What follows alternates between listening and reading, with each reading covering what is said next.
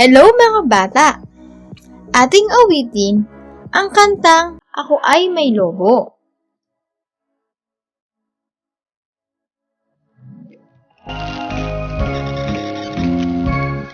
Ako ay may lobo, lumipat sa langit. Di ko na nakita, pumutok mga pala. Sayang ang pera ko, binili ng lobo. Sa pagkain sana, nabusog pa ako.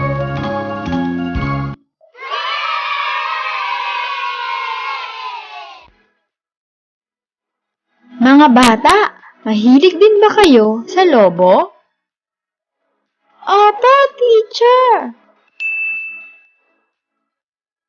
Alin ang mas kailangan mo? Lobo o pagkain? Pagkain po, teacher! Magaling! Nabanggit natin ang salitang kailangan. Mga bata, mayroon kayong mga sariling pangangailangan. Sabihin nyo nga, ako ay may sariling pangangailangan. Kayo naman. Magaling! Maaari mo bang sabihin kung ano ang inyong pangangailangan kung ikaw ay nagugutom?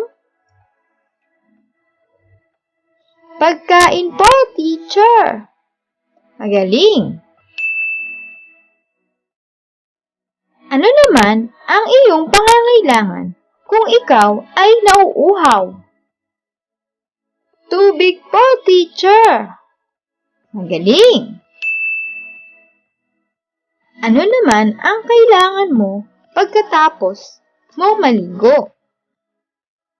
Kailangan po nating magsuot ng damit upang di kami ginawin at maging maayos kaming tingnan.